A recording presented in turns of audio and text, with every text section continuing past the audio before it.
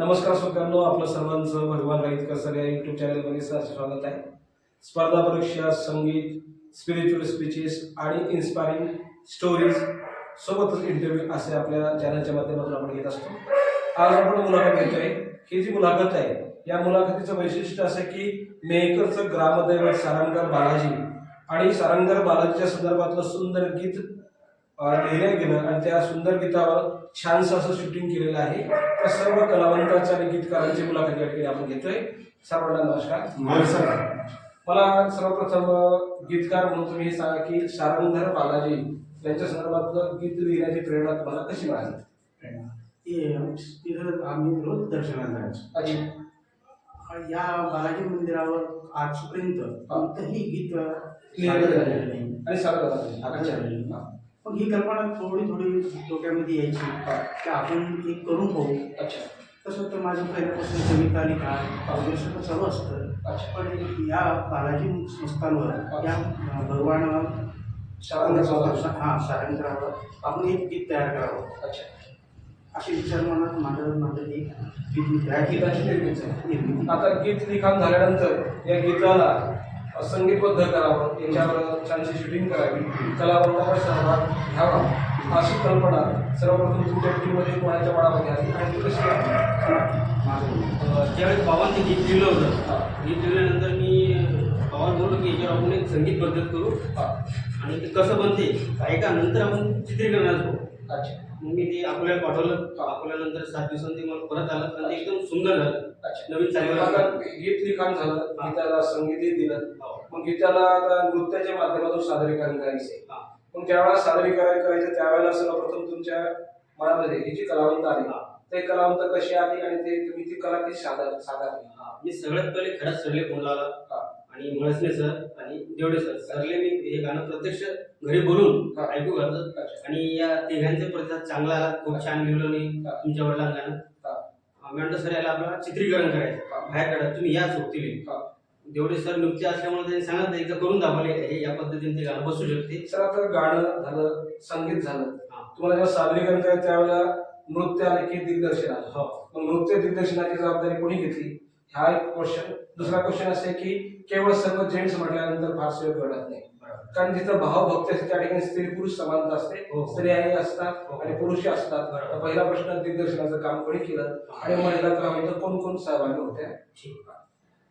माझ्या सोबती म्हणजे त्याला दिग्दर्शनासाठी मळसने सर होते, खरात सर होते आणि डान्स स्पेशल आपले देवडे सर. अच्छा. ज्या वेळेला महिलांची भूमिका असावी असं वाटतं त्यावेळेला तुम्ही कोणत्या महिलांचं सिलेक्शन केलं आणि ते सिलेक्शन करण्याचा क्रायटेरिया काय होता, म्हणजे कशा पद्धतीने सिलेक्ट केलं? ज्यावेळेस मळसने सर आणि खरात सर बोलले होते आणि म्हणजे आपल्याला एक लेडीज लागणार आहे अभिनेत्री. त्यासाठी मी देवडे सरला बोललो, सर एक अभिनेत्री आपली येणार होती सोनाली शास्त्री मॅडम म्हणून पुण्याहून येणार होते. ते तांत्रिक अडचणीमुळे येऊ शकले नाही. ती अडचणी एका दिवसासाठी 1 दिवसाच राहिलं होतं. शूट लावा 10 तारखेला लावायचं. देवडे सरांनी आपली अक्षर मुली लिहितो लगेच सरना हे दिलं. अच्छा सर, मला हे सांगा, आता यांनी जे सांगितलं की बा ऐनवेळेवर कलावंत सादर करणं आणि पालक म्हणून तुम्हाला तुमच्या मुलीला एक अभिनेत्री म्हणून समोर आणताना कशा भावना होत्या आणि तुम्ही कसे इन्स्टंट तयार झाले?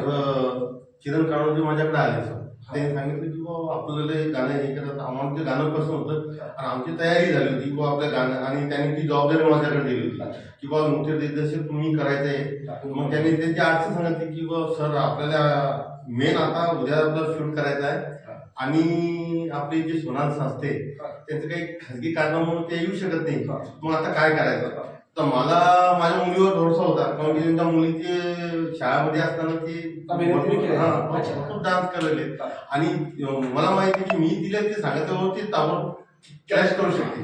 आणि मग किरणला एक दिवस मी रात्री बोलून घेतला आणि त्यासोबत त्यांची प्रॅक्टिस घेतली. आणि मग ती ओके असल्यामुळे तिने योग्य पद्धतीने त्या पात्राला न्याय दिला.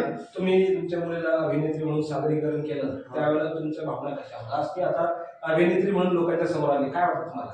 सर, जे मला मिळालं नाही, माझी लहानपणी असताना माझे आई वडील वारले आणि माझी हलाखी परिस्थिती होती. पण जे आपल्याला मिळालं नाही आणि आपल्या लेखात ते गुण आहे तर ते कॅमेऱ्यामध्ये येणार आहे आणि धार्मिक गाणं पहिलेच सारंग बालाजी मेकर नगरीच्या ते गाणं आपली मुलगी सादर करणार आहे. अच्छा. अक्षरशः ते आनंदाचं म्हणजे अक्षरा यावर्षी कोणत्या क्लासमध्ये ती आता 11th आहे. 11th. सर मला सांगा या गाण्यामध्ये तुमची भूमिका काय होती? माझी भूमिका आम्ही किरण भाऊ याच्यामध्ये मेन कॅरेक्टर करतात आणि त्यांच्यासोबत आम्ही त्यांना पूर्ण सहकार्य करतो. तर किरण भाऊनी पहिला विषय काढला की आपल्याला असं आपलं मेकरचं आराध्य दैवत बालाजी आहे आणि याच्यावरती आपल्याला बाबांनी गाणं लिहिलंय आणि ते आपल्याला बसवायचं आहे. म्हणलं एक मेकर मध्ये झालेला याच्यावर झालेला एकही प्रयोग अजून झालेला प्रयोग आपण करतो आणि पहिलाच प्रयोग करतो. तर त्याची मला थोडीशी याच्याबद्दल माहिती भेटली की 1569 मध्ये ती मूर्ती आपल्या मेकरच्या मातीच्या ढिगाऱ्यामध्ये सापडली आणि बुलढाणा जिल्ह्याचे इंग्रज अधिकारी होते, टेम्पल नाव होतं त्यांचं. त्यांनी ती मूर्ती इथून लंडनला नेण्याचं ठरवलं होतं, परंतु आपल्या परिसरातल्या लोकांनी त्याला विरोध केला आणि त्या मूर्तीची स्थापना आपल्या बालाजीच्या मंदिरामध्ये झाली आणि त्या मूर्तीची उंची 11.2 फूट एवढी आहे. म्हणजे भारतातलं सगळ्यात बालाजीचं मोठं मूर्ती असलेलं मंदिर म्हणजे आपल्या मेकरचं. सर मला तुम्ही सांगा की एक दिग्दर्शक म्हणून हे काम करताना किंवा व्हिडिओ शूट करताना तुमचा अनुभव काय आणि या निमित्तानं कलेविषयीची भक्ती तर आहेच तुमच्या मनामध्ये, पण सारंग बालाजीविषयीची भक्ती कशी निर्माण झाली? नाही सर्वप्रथम म्हणजे आता बालाजी म्हणजे आपलं ग्रामदैवत म्हणलं तरी चालतंय आणि तो खूप आनंद झाला. बालाजीवर आता यांनी गीत लिहिलं, आम्ही ते करेक्शन पण आम्ही दोघांनीच केलं. आणि लेखक तर आहेच. मला सांगा आता महिलांचं सिलेक्शन करताना कोणकोणत्या महिलांचा सहभाग यामध्ये होता? याशिवाय तुम्हाला काही दिंडीची किंवा काही मंडळाचं सहकार्य लाभलं का? हो ना, ते पहिले आम्ही बसलोय, आमची हीच टीम आम्ही बसलो पहिले, आम्ही पूर्ण गाण्याचा अभ्यास केला, आपल्याला काय काय लागलं याच्यामध्ये. दिंडी म्हणजे आपले भजनी मंडळ लागणार आहे आणि पहिले बालाजी मंदिराची परवानगी पण लागणार आहे. म्हणजे आम्ही सुरुवातीला पहिले बालाजी मंदिरात गेलो, त्याच्या ट्रस्टींना भेटलो. तिथे एक वैशाली सावजी म्हणून आमच्या पहिल्या टीम मध्ये आमच्या सोबत काम केलेलं आहे त्यांनी. एका चित्रपटामध्ये त्यांनी काम केलेलं आमच्यासोबत, आम्ही त्यांना पण भेटलो. त्यांना खूप आनंद झाला कारण पहिला प्रयोग होणार आहे मेकरमध्ये आणि बालाजीवर कोणीतरी लिहित आहे. खूप आनंद झाला. ट्रस्टनी एका मिनिटात ते परवानगी देऊन टाकली मला. सर्वांचं सहकार्य आणि खूप सहकार्य केलं त्यांनी. भजनी मंडळ कोण होतं? भजनी मंडळ आता त्या ट्रस्टीच्याच बायका म्हणून त्यांच्या बायका पण आमच्या सोबत आल्या आणि ते एकाच मार्केट मध्ये पूर्ण भजनी मंडळ. आणि सर एक गोष्ट ऍड करतो मी की वैशाली सावजी ज्या आमच्या कंटिन्यूमध्ये होत्या त्यांचं मोलाचं मार्गदर्शन लागलं. त्यांना खरंच त्या बाया रेडी केल्या आणि म्हणजे त्यांनी महिला मंडळामध्ये 15 बाया आणल्या होत्या महिला भजनी मंडळ आणि मार्केट मधून मोसंबी काकू त्यांनी 15 बाया आणल्या होत्या. या सर्व शूटिंग हे मंदिर परिसरामध्ये. एखाद्या शूटिंग सुरू असताना भक्तगण वगैरे बाजूला होते, त्यांचा काय प्रतिक्रिया आहे? खूप आनंद, एकदम आनंदमग्न झाले ते. बरोबर म्हणे खरं तर आपल्या बालाजीचं शूटिंग होणार आहे आणि आज आपण मेकर नगरीचे पाहणार आहे, पण आज पुऱ्या महाराष्ट्रात एक गीत जाणार आहे. बालाजी मंदिरामध्ये शूटिंग झाली आणि जवळपास त्या ठिकाणी 50 कलाकार समजा सर्व होते. त्या देवस्थानाला आम्हाला सर्वांना जेवण दिलं. त्यांना खूप असं की पहिल्यांदाच घडते. एकंदरीत तुमचं या व्हिडिओचं असेल किंवा गीत असेल, मूर्ती असेल, या सर्वांच्या माध्यमातून सामर्थ्य पाहिजे, चळवळीचे जे कळलं त्याचे अधिष्ठान पाहिजे भगवंताचे. या निमित्तानं तुम्हाला भगवंताचं अधिष्ठान मिळालं. या अनुषंगाने मला शेवटचा प्रश्न आहे की हा तुमचा पहिला प्रयोग आहे. यानंतर कोणकोणते प्रयोग कलावंत म्हणून, नृत्य दिग्दर्शक म्हणून आणि एक निर्माते म्हणून कोणकोणते प्रकल्प तुमच्या डोक्यामध्ये येत आहेत? पहिला प्रयोग नाही म्हणता येणार सर.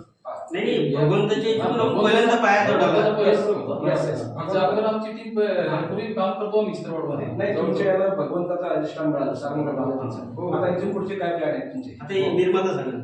अच्छा, त्याच्यानंतर काय बोलत काय या गीतानंतर आपल्याला सप्तऋषीच्या पूर्ण याचं गीत बनवायचे. अच्छा, सप्तऋषी आता बरेच जणांना सप्तऋषीचं गावच माहित नाही. सप्तऋषी हा शब्द माहिती, हा विषय एवढे जण काढला की पाहिजे बाहेरगावचे लोक येणारे. यावर एक गीत लिहिणं सुरू आहे. आता हे गीत समोर आलं, युट्यूबला आलं. सर्व श्रोत्यांना विनंती की तुम्ही युट्यूबला भगवान बालाजींचं जे गीत आहे ते नक्की पहा. परंतु या अनुषंगाने की सर्व कलावंत अनुभव आणि मेहनत आणि निष्ठा कलेसंदर्भातली त्यांच्या गीतामध्ये दिसते. पण या सर्व गोष्टी करत असताना महत्वाचा घटक असतो कॅमेरामन. तुम्हाला कशा पद्धतीने शूट करायचं, कशा पद्धतीने फोकसमध्ये राहायचं हे महत्व असतं. कॅमेरा म्हणून तुम्हाला कोणाचं सहकार्य लागलं? आणि कॅमेरामन आम्हाला प्रमोद दादा ताजने हा. यांनी खूप प्रतिसाद दिले. Ragini studio. Ragini photo studio. अच्छा आणि याची एडिटिंग केली आहे रामू भगत, म्हणजे रामदास भगत. रामदास भगत. अच्छा अच्छा. रामूच होणार, तर रामू म्हणलं तर बरं वाटते, रामदास म्हणले. हा. तर या आणि निमित्ताने याच्यात आपले सूर देणारे विश्वास सर साठे विश्वासाचे अकोल्याचे. सुंदर आवाज, त्यांचा आवाज आणि संगीत त्यांचंच आहे सगळं. संगीत बद्दल त्यांनीच केलेलं आहे. एकंदरीत सर्वांचा उत्तम प्रतिसाद या माध्यमातून भक्ती आणि कलेचा सुरेल संगम या गाण्यामध्ये पाहायला मिळतो. आपल्या सर्वांनी श्रोते म्हणून या गाण्याचा नक्की आनंद घ्या आणि आनंद घेत असताना आपली जी निष्ठा आहे, भक्ती आहे सारंगधार बालाजीविषयी ती सुद्धा व्यक्त करा. तो व्हिडिओ कसा वाटला ते सुद्धा कमेंट्समध्ये लिहायला विसरू नका. काही तुम्हाला सूचना करायची असतील कलावंतांना तर त्या सूचना सुद्धा तुम्ही कमेंट्समध्ये लिहायला विसरू नका. सर्व कलावंतांनी त्यांचा अमूल्य वेळ आमच्या नवीन वास्तूमध्ये, जिजाऊनगर येथील नवीन वास्तूमध्ये विष्णुमय नावाच्या वस्तीमध्ये त्यांनी आले, वेळ दिला, त्याबद्दल सर्वांचे खूप खूप मनपूर्वक धन्यवाद. नमस्कार सर. नमस्कार.